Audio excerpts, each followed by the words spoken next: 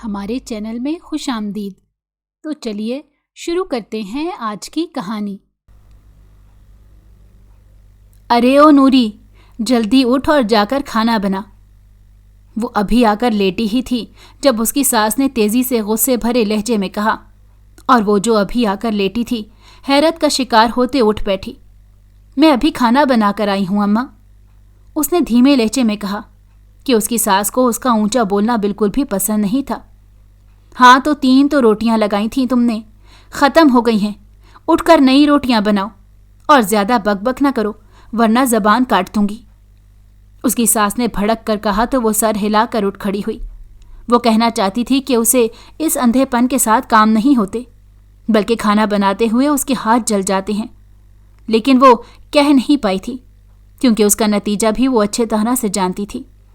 اس کے یوں کہنے پر اس کی ساس اسے باتیں سنانے کے ساتھ مارنے پیٹنے سے بھی گریز نہ کرتی، کیونکہ ایک بار پہلے بھی وہ یہ سب کچھ کہہ چکی تھی، اور تب اس کی ساس نے اس کو نہ صرف بے حد ذلیل کیا تھا بلکہ مارا بھی تھا، جس کے بعد وہ کچھ بھی کہنا چھوڑ چکی تھی کہ وہ روز روز مار نہیں کھا سکتی تھی۔ اس نے گہرا سانس بھر کر باہر کی جانب قدم بڑھائے اور کچن میں آ کر روٹی بنانے کے لیے آٹا گوندنے لگی۔ وہ آٹا گوندھ کر فارغ ہوئی تو چولہے پر توا رکھا، پھر اس نے ہاٹ پاٹ ٹٹول کر کھولا، مگر جب اندر ہاتھ مارا تو یہ محسوس کر کے حیرت زدہ رہ گئی کہ اندر پہلے سے کافی روٹیاں موجود تھیں جو بالکل گرم اور تازہ تھیں۔ ابھی وہ حیرت سے نکل کر اپنی ساس سے کچھ پوچھتی کہ روٹیاں تو موجود ہیں، پھر اسے روٹی بنانے کا کیوں کہا، کہ تبھی اپنی ساس کی آواز سن کر وہ بے ساختہ چونکی۔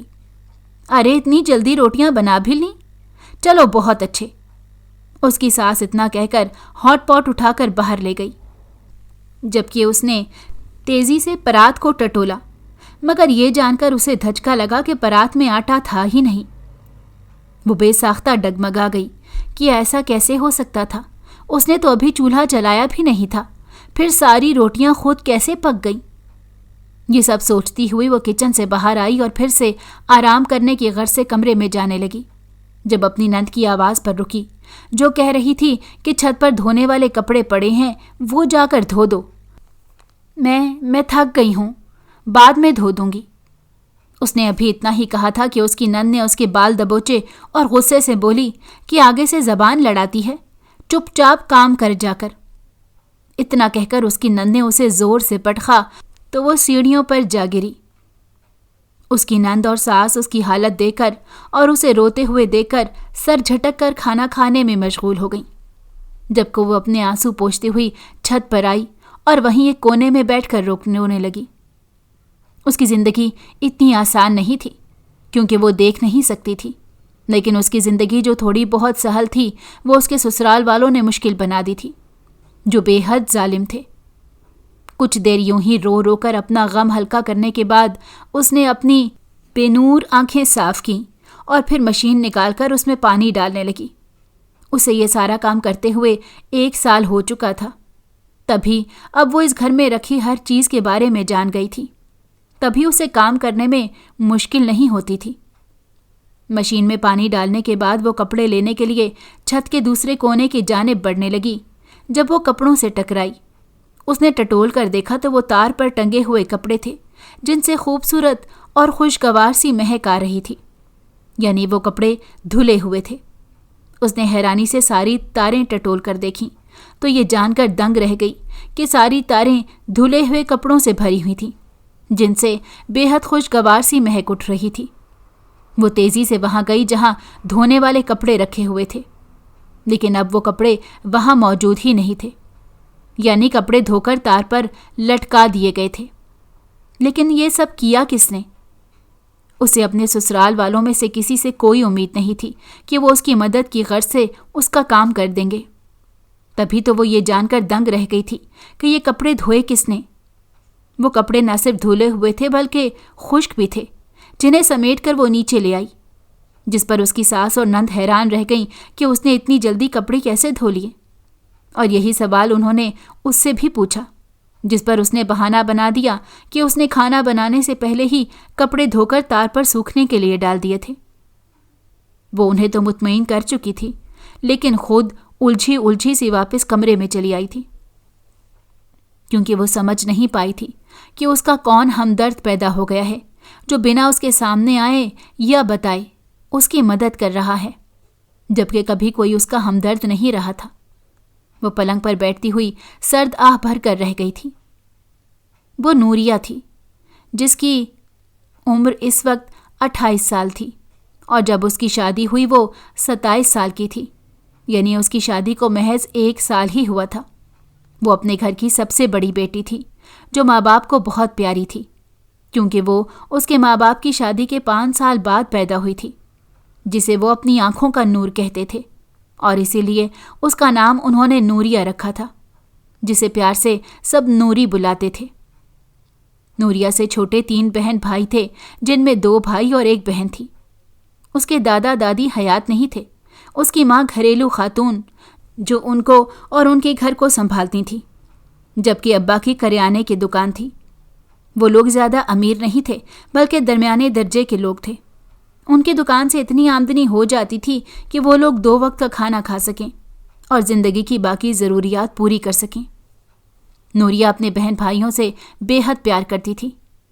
وقت گزرا اور وہ 18 سال کی ہو گئی جب اس کے بہن بھائی بھی بڑے ہو گئے۔ اس نے FA تک تعلیم حاصل کی تھی اور پھر گھرداری شروع کر دی تھی کہ اس کی ماں اب بیمار رہنے لگی تھی۔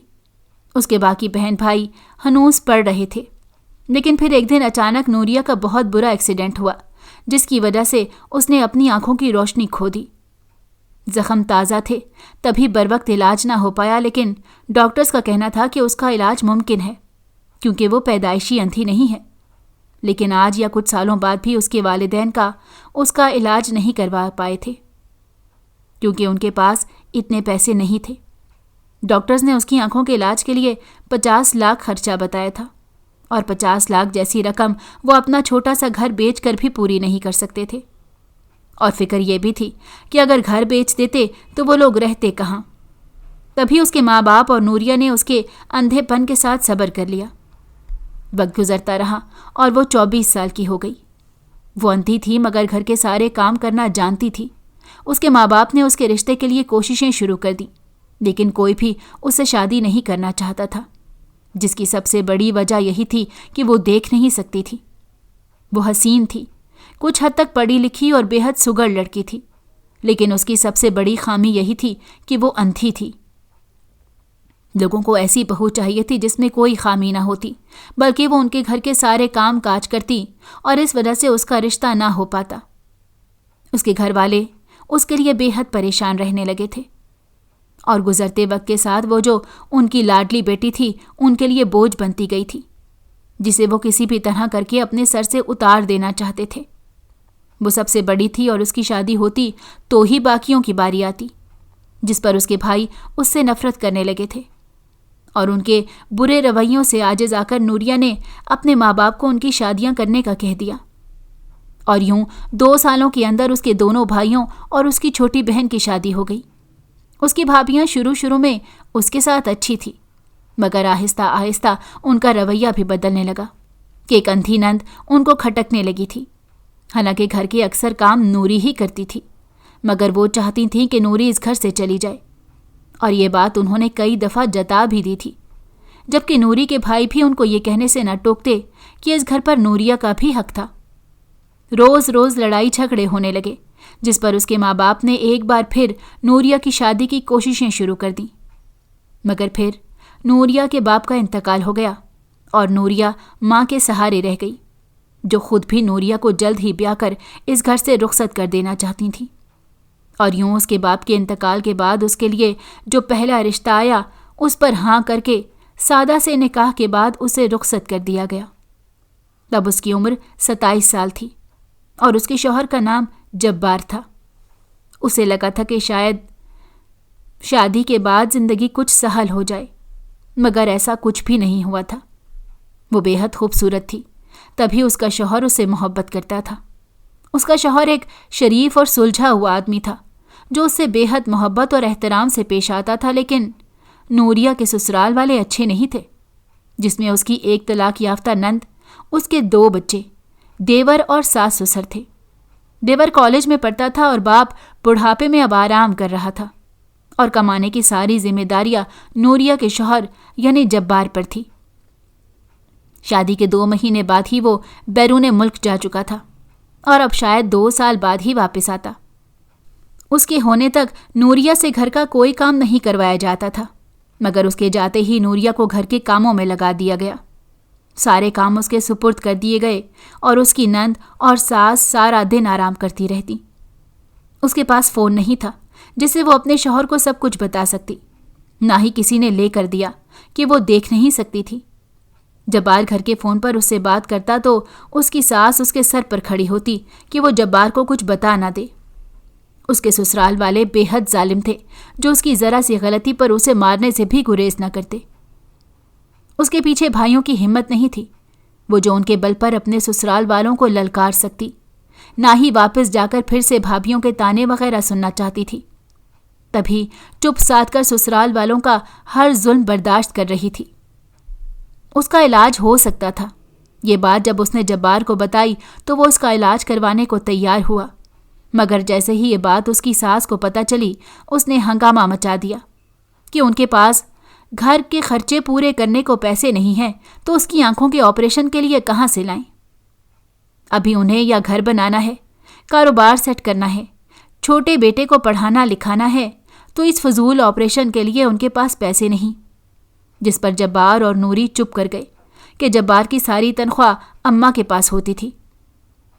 یوں ہی 1 سال گزر چکا تھا جس کا لمحہ لمحہ نوریہ نے اپنے سسرال والوں کے ظلم سہتے ہوئے شمار کیا تھا، لیکن آج جو کچھ اس کے ساتھ ہو رہا تھا وہ سب اس کے لیے بے حد عجیب اور غیر متوقع تھا۔ اس کے کام خود بخود ہوتے جا رہے تھے، جس پر جہاں اسے الجھن ہوتی تھی وہاں وہ حیرت کا بھی شکار تھی کہ ایسا کون سا ہمدرد پیدا ہو گیا جو اس کی اتنی مدد کر رہا ہے۔ اسے اپنے سسرال والوں سے ان سب کی امید نہیں تھی۔ یہی سب سوچتی سوچتی وہ رات کا کھانا کھا کر سو گئی تھی۔ رات کا نہ جانے کون سا پہر تھا جب اسے ایسا محسوس ہوا جیسے کوئی اس کے بال سہلا رہا ہو۔ بے حد نرم و ملائم لمس تھا جسے محسوس کر کے اسے بے حد خوشگوار سکون کا احساس ہو رہا تھا، مگر ساتھ الجھن بھی تھی کہ یہ تھا کون۔ یہی سوچتی وہ تیزی سے اٹھ بیٹھی تھی، مگر اٹھ کر بیٹھتے ہی وہ لمس اور وہ احساس کہیں غائب ہو گیا تھا۔ کون ہے؟ کوئی ہے یہاں؟ اس نے بے چینی اور خوف سے سوال کیا تھا۔ اسے اچھے سے یاد تھا کہ وہ کھڑکی اور دروازے کو لاک کر کر سوئی تھی، پھر ایسا کون ہو سکتا تھا جو لاک دروازے سے اندر گھس آیا؟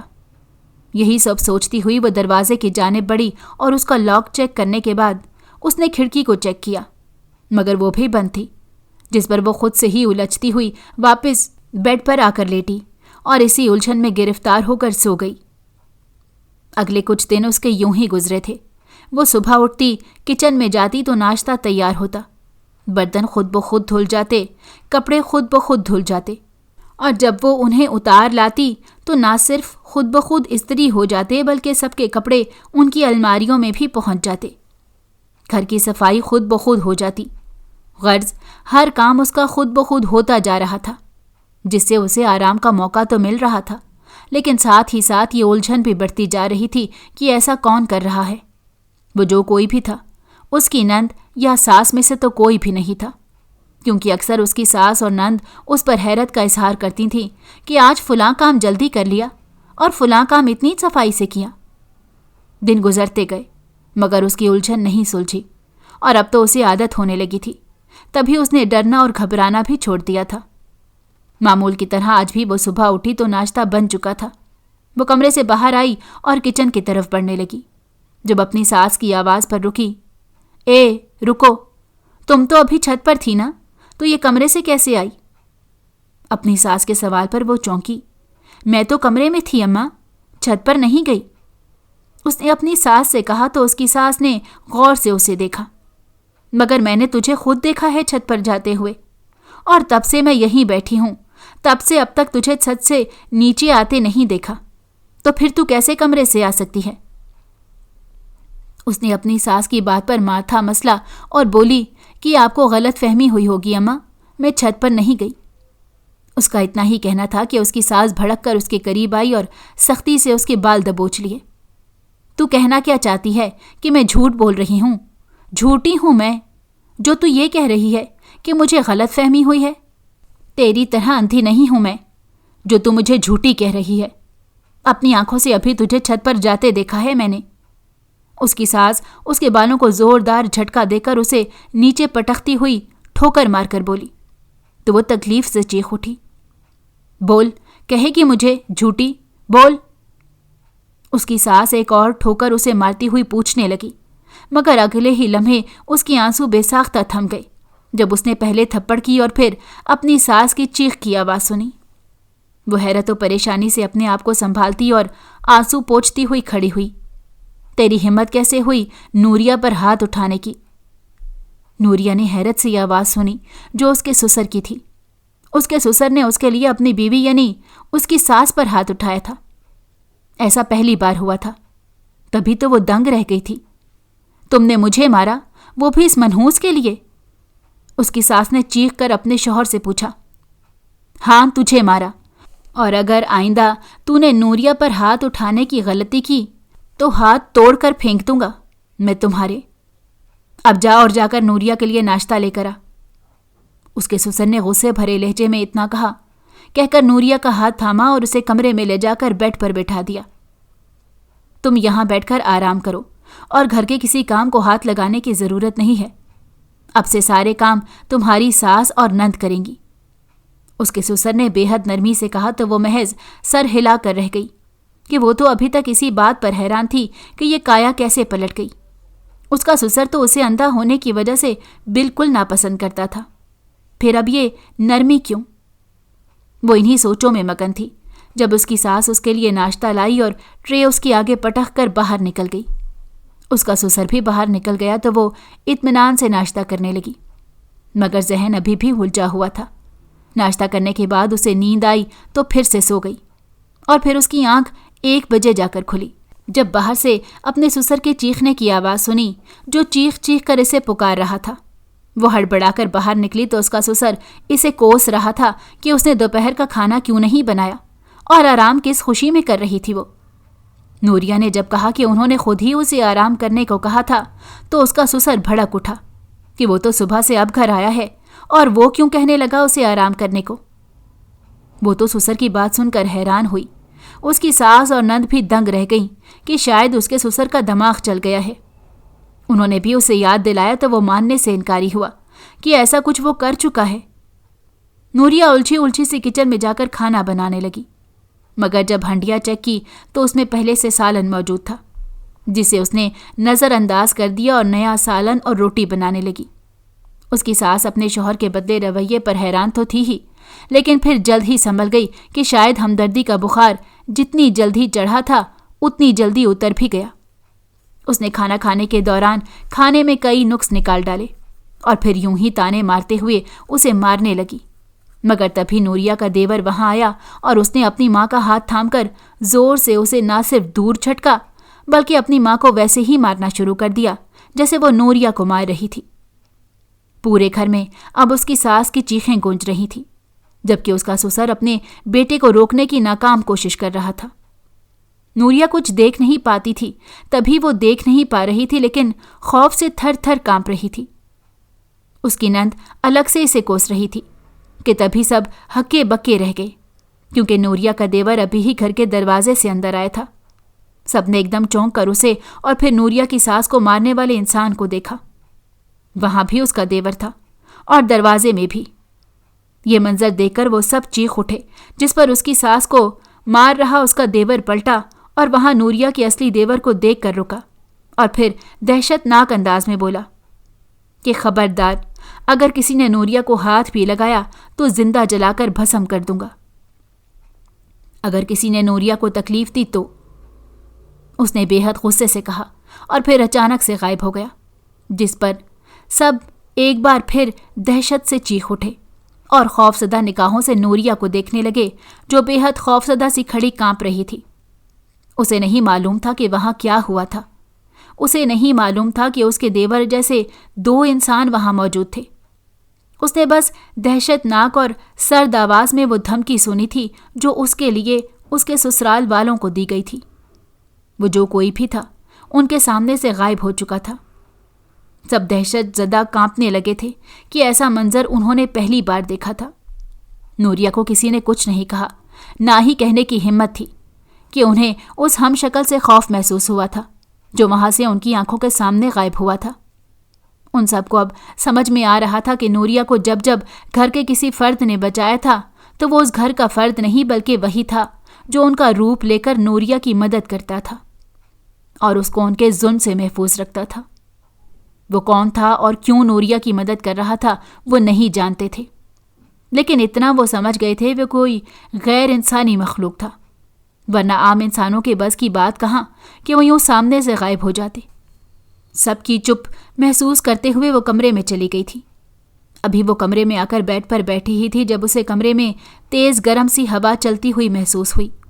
اس کے ساتھ کمرے میں گرمی کی شدت مزید بڑھ چکی تھی کہ بے ساختہ اسے گرمی کا شدید احساس ہوا۔ اس نے خشک پڑے حلق کو تر کرنے کے لیے گلاس اٹھانا چاہا، مگر تبھی اسے محسوس ہوا جیسے کوئی اس کے بے حد قریب آن بیٹھا ہے، لیکن اس وجود سے اسے عجیب سی حدت اٹھتی ہوئی محسوس ہوئی، جس پر وہ کھسک کر پیچھے کو ہوئی اور پوچھنے لگی، کون ہے یہاں؟ نوریہ کے ہکلا کر پوچھنے پر سامنے والا مسکرایا اور بولا، میں ہوں، شمشیر۔ مقابل کی مردانہ آواز سن کر وہ مزید خوف زدہ ہوئی اور بولی، کون شمشیر؟ وہ بے حد خوف زدہ تھی۔ اگر اس کے سسرال والوں کو پتہ چل جاتا کہ اس کے کمرے میں کوئی مرد ہے تو وہ اسے جیتے جی مار دیتے۔ میں شمشیر ہوں، ایک جنزادہ۔ جنزادے شمشیر نے بتایا تو خوف سے نوریہ کی آنکھیں پھیلیں اور وہ تیزی سے اٹھ کر دور جا کھڑی ہوئی۔ جنزادہ؟ اس نے خوف سے لرزتے ہوئے پوچھا۔ ہاں، میں ایک جنزادہ ہوں، لیکن ڈرو مت، میں تمہیں کوئی نقصان نہیں پہنچاؤں گا۔ جنزادے شمشیر نے کہا تو وہ فوراً بولی، کیوں؟ جنزادہ شمشیر اس کے سوال پر مسکرایا اور بولا، کیوں؟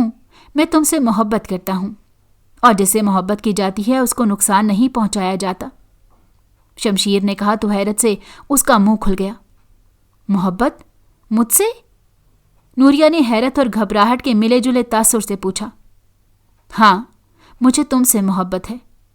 پہلی بار میں نے تمہیں تمہاری شادی کے بعد دیکھا تھا، جب تم کسی دعوت میں جانے کے لیے اس گھر کے پچھلے ویرانے سے گزری تھی۔ میں پہلے وہیں رہتا تھا، مگر پھر جب تمہیں دیکھا تو تم پر عاشق ہو گیا اور یہاں آ کر تمہارے ساتھ رہنے لگا۔ جس دن تمہارا شوہر بیرون ملک گیا، اس دن کے بعد سے میں ہمہ وقت تمہارے آس پاس رہنے لگا، مگر پھر کسی مجبوری کی وجہ سے مجھے اپنی دنیا میں جانا پڑا اور کافی عرصے بعد واپس آیا۔ یہاں آ کر دیکھا کہ تمہارے سسرال والے تم پر ظلم کر رہے ہیں، تو مختلف طریقوں سے تمہیں بچانے لگا۔ کبھی تمہارے سارے کام اپنے جادو سے کر دیتا تو کبھی کسی کا روپ دھار کر تمہاری حمایت کرتا اور دوسروں کو تم سے بدسلوکی کرنے سے روکتا۔ یہ سب میں اس لیے کرتا تھا تاکہ میں کسی کی نظروں میں نہ آؤں، لیکن آج مجھ سے برداشت نہیں ہوا تھا، تبھی میں نے تمہاری ساس کا وہ حشر کیا، اور اگر آئندہ بھی کسی نے تم پر ظلم کرنے یا تمہیں تکلیف پہنچانے کی کوشش کی تو ان کا یہی حال کروں گا اور تمہیں ان کے ظلم سے بچاؤں گا۔ جنزادے شمشیر نے کہا تو وہ خاموشی سے بیٹھی اس کی باتیں سنتی رہ گئی۔ ماں باپ کے بعد یہ پہلا وجود تھا جس نے اس کے لیے فکر ظاہر کی تھی۔ اس کے شوہر نے بھی کبھی اس کی اتنی فکر نہیں کی تھی، ورنہ اپنی ماں کے خلاف جا کر اس کی سہولت کے لیے وہ اسے فون تو ضرور لا کر دیتا۔ مگر میں انسان ہوں اور شادی شدہ بھی، نوریہ نے اسے بتایا تاکہ وہ اسے محبت کرنا چھوڑ دے۔ وہ اس سے ڈر بھی رہی تھی کہ کہیں وہ زبردستی اسے اپنی دنیا میں نہ لے جائے۔ نہ جانے وہ کیسا دکھتا تھا۔ جنات تو خوفناک ہی ہوتے ہیں، تو یقیناً یہ جن بھی بے حد خوفناک ہوگا۔ اگر وہ دیکھ پاتی تو یقیناً خوف سے بے ہوش ہو جاتی۔ نوریہ خدا کی مشکور ہوئی کہ کبھی کبھی کسی نعمت کا نہ ہونا بھی انسان کی سہولت کے لیے ہی ہوتا ہے۔ وہ جن خوفناک تھا، مگر اس وقت انتہائی خوبصورت انسانی روپ میں وہاں موجود تھا۔ اگر نوریہ اس کے اس حسین روپ کو دیکھ لیتی تو شاید اس کی تعریف میں دیوان لکھ ڈالتی۔ اس وجہ سے بھی فکر مند ہونے کی ضرورت نہیں۔ میں نے تم سے محبت تمہیں پانے کے لیے نہیں کی، کیونکہ میں جانتا ہوں کہ انسان اور جنات کا ملن ناممکن ہے۔ میری تم سے محبت ہمیشہ قائم رہے گی اور میں ہمیشہ تمہاری حفاظت کے لیے موجود رہوں گا۔ جنزادے شمشیر نے کہا تو وہ خاموشی سے سر ہلا کر رہ گئی، کیونکہ وہ مطمئن ہو چکی تھی کہ یہ جن زیادہ اس کو اپنے ساتھ لے جانے کی کوشش نہیں کرے گا۔ تم اب سے آرام کیا کرو، کوئی بھی تمہیں تکلیف نہیں پہنچا پائے گا اور کسی کام کو ہاتھ لگانے کی ضرورت نہیں۔ تم آرام کرو، میں چلتا ہوں۔ اتنا کہہ کر وہ اچانک وہاں سے غائب ہو گیا، جسے جاتے ہوئے وہ دیکھ نہیں پائی، مگر اب اسے اپنے پاس کسی کی موجودگی کا احساس نہیں ہو رہا تھا۔ اس نے گہرا سانس بھرتے ہوئے سکھ بھرا سانس لیا کہ اب وہ اپنے سسرال والوں کے ظلم سے بچی رہے گی۔ اس جن زادے کے بارے میں جان کر وہ بے حد ڈر گئی تھی، لیکن اس کی باتوں سے وہ مطمئن ہو چکی تھی کہ وہ ایک اچھا اور ہمدرد جن تھا جو اسے اس کے سسرال والوں کے ظلم سے بچاتا تھا۔ نوریہ نے وہ سارا دن آرام کرتے ہوئے گزارا اور پھر اس کی آنے والے دن بے حد سہل ہو گئے تھے، کیونکہ اس کی ساس اور نند ہی اب گھر کو سنبھالتی، شروع سے لے کر آخر تک کے سارے کام کرتیں اور اسے کوئی کام کرنے کو نہ کہتیں۔ اسے 3 وقت کا کھانا اس کے کمرے میں بیڈ پر ملتا، دھلے اور استری شدہ کپڑے اسے وقت پر ملتے۔ اب تو اسے ایسا لگنے لگا تھا جیسے وہ شہزادی ہو اور باقی سب اس کے نوکر چاکر۔ اسے یہ زندگی اچھی لگنے لگی تھی۔ جن زیادہ شمشیر اکثر اس سے ملنے آتا جاتا رہتا تھا۔ وہ کافی سارا وقت اس کے پاس گزارتا، اس سے باتیں کرتا اور اسے اپنی دنیا کے بارے میں نہ جانے کیا کچھ بتاتا رہتا، جسے وہ بے حد دلچسپی سے سنتی تھی۔ اس نے فون کر کے اپنے شوہر کو سب کچھ بتا دیا تھا کہ کیسے اس کی بہن اور ماں اس سے گھر کے سارے کام کروا کر خود آرام کیا کرتی تھیں۔ اس کے شوہر نے بس یہی کہا تھا کہ وہ جلدی آنے کی کوشش کرے گا۔ اس کے سسرال والوں نے اس جن زادے شمشیر کو نہ پا کر نوریہ کو زہر دینے کی کوشش کی تھی، مگر جن زادے شمشیر کو نہ جانے کیسے پتہ چل گیا تھا اور اس نے وہی زہر ملا کھانا نوریہ کی ساس کو کھلا دیا تھا، جو کھا کر وہ تڑپی تھی، مگر بر وقت ہسپتال لے جانے سے اس کی جان بچ گئی تھی اور اب وہ بیمار پڑی تھی، جس کی خدمت اس کی اپنی بیٹی یعنی نوریہ کی نند کر رہی تھی۔ نوریہ ان سب سے انجان تھی، لیکن اس کی نند ہر وقت اسے تانے اور کوسنے دیتی رہتی تھی۔ شمشیر ان کے ظلم سے نوریہ کی حفاظت پوری ذمہ داری سے کر رہا تھا۔ اس دن نوریہ اپنے کمرے میں بیٹھی ہوئی تھی، شمشیر وہاں نہیں تھا۔ جب اس کی نند اس کے پاس آئی اور روتے ہوئے بتایا کہ اماں کی دوائی ختم ہو گئی ہے تو وہ جا کر لے آئی، وہ خود نہیں جا سکتی کہ اماں کو دیکھ بھال کی ضرورت ہے۔ اس کی روتی بلکتی آواز سن کر نوریہ کا دل پسیج گیا اور وہ گھر سے باہر نکل گئی۔ آدھے گھنٹے بعد وہ دوائی لے کر واپس آ چکی تھی، لیکن جب اپنے کمرے میں آئی تو اسے شدید کھانسی کا دورہ پڑا، کیونکہ پورا کمرہ دھوئیں میں ڈوبا ہوا تھا اور کمرے سے ساز و سامان بھی غائب تھا۔ نوریہ کو ایک دم خوف نے آن گھیرا کہ کمرے میں کسی مرد کے اونچی اونچی بولنے کی آوازیں سنائی دے رہی تھیں۔ وہ جو کوئی بھی تھا مسلسل کچھ پڑھ رہا تھا، مگر وہ اندھی ہونے کی وجہ سے کچھ بھی دیکھ نہیں پا رہی تھی۔ وہ ایک عامل تھا جسے اس کی نند، دیور اور سسر نے مل کر بلایا تھا۔ اسے بہانے سے باہر بھیجا تھا تاکہ اگر جن زیادہ شمشیر اس کے ساتھ ہوتا تو وہ بھی اس گھر سے چلا جاتا، تاکہ وہ لوگ اس عامل کو بلا سکیں جو اس گھر پر عمل کر سکے اور جن زیادہ شمشیر کو اپنے قابو میں کر کے یہاں سے اپنے ساتھ لے جائے اور وہ نوریہ پر پھر سے اپنی اجارہ داری قائم کر سکیں۔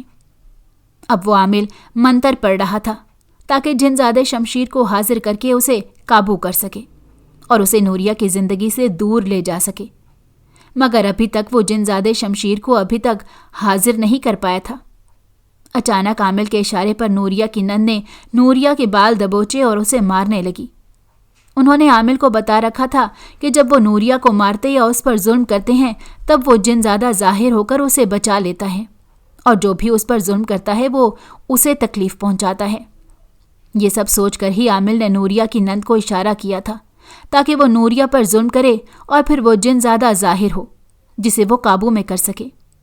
نوریہ اونچی آواز میں چیختی ہوئی اپنا بچاؤ بھی نہ کر سکی کہ وہ کچھ دیکھ ہی نہیں سکتی تھی۔ اس سے پہلے کہ اس کی نند اسے مزید مارتی یا اس پر ظلم کرتی، ایک تیز روشنی کا جھماکہ ہوا اور جن زیادہ شمشیر وہاں حاضر ہو گیا، جسے عجیب سے دھماکے کی آواز پیدا ہوئی۔ کہا تھا میں نے کہ نوریہ کو تکلیف دینے والے کو زندہ نہیں چھوڑوں گا، پھر ہمت کیسے ہوئی اس پر پھر سے ظلم کرنے کی؟ اس کا چہرہ غصے کے باعث بے حد بھیانک لگ رہا تھا اور عجیب سی حدت پورے کمرے میں پھیل رہی تھی۔ आमिल मुसलसल तेजी से उसे कैद करने के लिए न जाने कौन सा मंत्र पढ़ रहा था, जिसकी आवाज तेज से तेज तर होती जा रही थी। जिनजादे शमशीर ने अपना हाथ पंजे की तरह फैलाकर बुलंद किया तो नूरिया की नन ने तेजी से नूरिया को छोड़कर अपनी गर्दन थाम ली। जिनजादा शमशीर दूर खड़ा था, लेकिन वो वहीं से जादू के जरिए उसकी गर्दन दबा रहा था। उसके देवर ने आगे बढ़कर शमशीर पर हमला करना चाहा। जब शमशीर का दूसरा बाजू बेहद लंबा हुआ और उसने वहीं खड़े खड़े उसके देवर को गर्दन से जकड़कर जोर से जमीन पर पटका, तो उसकी चीखों से पूरा कमरा गूंज उठा। उसका ससुर चीख कर आमिल को अपना अमल तेज करने को कहने लगा, मगर शमशीर ने इतने गुस्से से उसे देखा कि नूरिया के ससुर को अपना पूरा वजूद जलता हुआ महसूस हुआ। ऐसे लग रहा था जैसे उसके अंदर बाहर आग भड़क रही हो, लेकिन वो आग नजर नहीं आ रही थी। आमिल ये सब देखकर घबरा गया और मुसलसल तेज तेज आवाज में कुछ पढ़ने लगा। अचानक जिनजादे शमशीर के वजूद को जोरदार झटका लगा और वो उछलकर पीछे को गिरा, जिससे नूरिया की नंद और ससुर उसके जादुई सहर से आजाद होकर एक तरफ गिरे और कराहने लगे। उसका देवर पहले ही जमीन पर पड़ा कराह रहा था। आमिल उसे जमीन पर गिरते देखकर मुस्कुराया और फिर तेजी से अपनी जगह से उठ खड़ा हुआ और फिर पानी की बोतल पकड़कर जिनजादे शमशीर की तरफ बढ़ा और उस पानी पर कोई मंत्र पढ़कर जिनजादे शमशीर पर छिड़का, जिससे वो बेसाख्ता चीखा और बुरी तरह तड़पने लगा। उसकी चीखें पूरे कमरे में गूंज रही थीं, जो इतनी बुलंद और दहशतनाक थीं कि उन्हें सुनकर ऐसा लग रहा था जैसे किसी जानवर को ज़िबह किया जा रहा हो। नूरिया इतनी चीखें सुनकर बुरी तरह सहम गई थी और ज़मीन पर बैठकर रोने लगी थी। वो आमिल अब जिनजादे शमशीर के गिर्द चक्कर लगाता कोई अमल कर रहा था, लेकिन जिनजादा शमशीर गुस्से से धाड़ता हुआ तेजी से उठा और उस आमिल को गर्दन से जकड़ लिया। मुझे काबू करके गुलाम बनाने की औकात नहीं है तुम्हारी। तुम्हें क्या लगा था कि तुम्हारा ये 2 टके का अमल मुझे तुम्हारे सामने झुकने पर मजबूर कर देगा? तो ये गलत फहमी है तुम्हारी। मैं शमशीर हूँ, जिन्नात के बादशाह का मुहाफिज जिन, जो बाकी सब जिन्नात से ज़्यादा ताकतवर होता है। तुमने उन सब के साथ मिलकर मेरी नूरिया को तकलीफ पहुंचानी चाहिए। तुम्हें तो अब मैं बिल्कुल नहीं छोड़ूंगा। जिनजादे शमशीर ने इतना कहकर उसे दोनों हाथों पर उठाया और फिर तेजी से उसे दीवार पर दे मारा, जिससे उसके हलक से दर्दनाक चीख निकली और उसका सर फट गया। खून उसके सर से भल भल बहने लगा और वो कराहता हुआ वहीं बेहोश हो गया। बाकी सब शमशीर को इतने गजबनाक अंदाज में देखकर नूरिया के बाकी ससुराल वाले कमरे से बाहर भागने लगे, मगर तभी जिनजादे शमशीर ने अचानक से चुटकी बजाई तो वो सब छत से उल्टे चिपक गए, यूं कि उनके चेहरे और पेट फर्श की तरफ थे। वो चीखने, रोने और गिड़गिड़ाने लगे, मगर शमशीर को उन पर तरस नहीं आया, बल्कि वो उनको देखकर उनको नूरिया पर किया एक एक जुल्म याद करवाता हुआ गुस्से से भड़कने लगा, जिस पर उनके रोने और फरियादों में इजाफा हुआ। मगर शमशीर को तरस न आया। मगर तभी खटके की आवाज़ पर जब शमशीर ने नज़रों का जाविया बदला तो वो सब धड़ाम से नीचे गिरे और नीचे गिरते ही ज़ोर ज़ोर से कराहने लगे, क्योंकि उन सबको ही ज़बरदस्त किस्म की चोटें लगी थीं। दरवाजे पर नूरिया का शौहर मौजूद था, जो हक्का बक्का सा कमरे के अंदर की तबाही और सबको रोते कराहते देख रहा था। मगर चौंका तो वो कमरे के वस्त में खड़े हसीन और जमील और लंबे तड़ंगे शमशीर को देखकर हुआ था।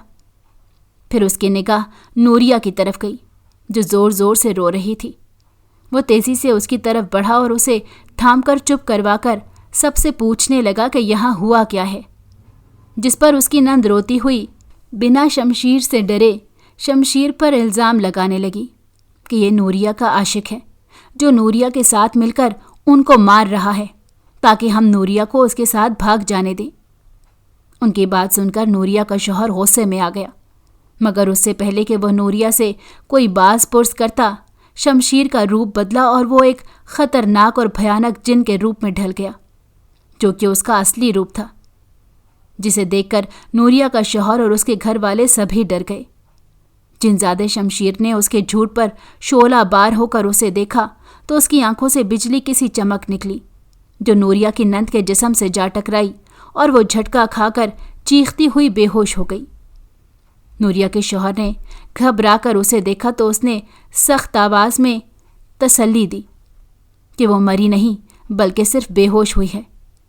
इतना कहकर जिनजादे शमशीर ने उसे शुरू से लेकर सारी हकीकत बता दी कि कैसे उसके पीछे उसके घर वालों ने उसकी बीवी को तंग किया और उस पर जुल्म के पहाड़ तोड़े।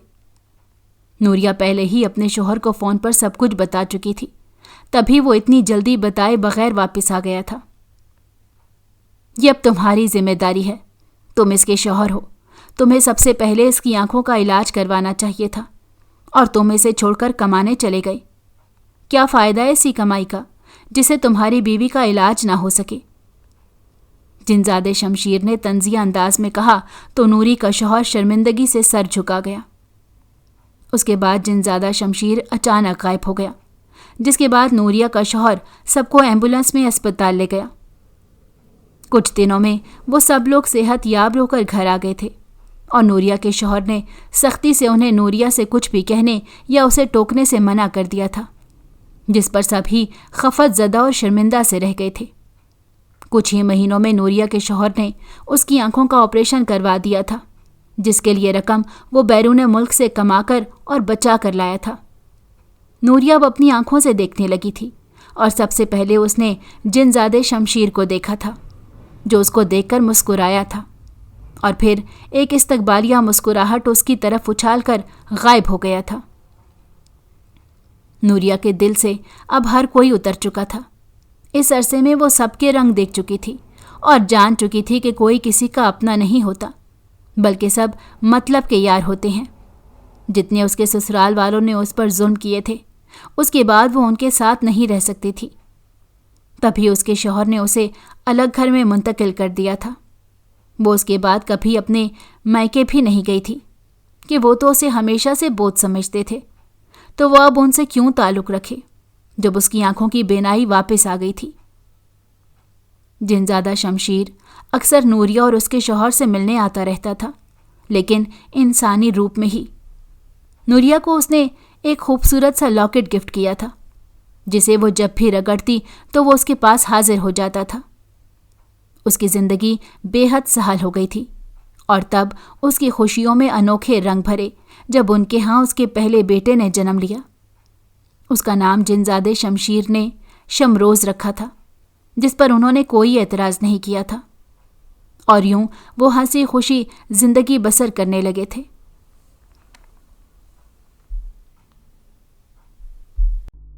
अगर आपको हमारी कहानी पसंद आई हो तो हमारे चैनल को लाइक करें और सब्सक्राइब कर दें। बेल नोटिफिकेशन को भी ऑन कर दें ताकि हमारी आने वाली हर मज़ेदार कहानी आपको वक्त पर मिलती रहे।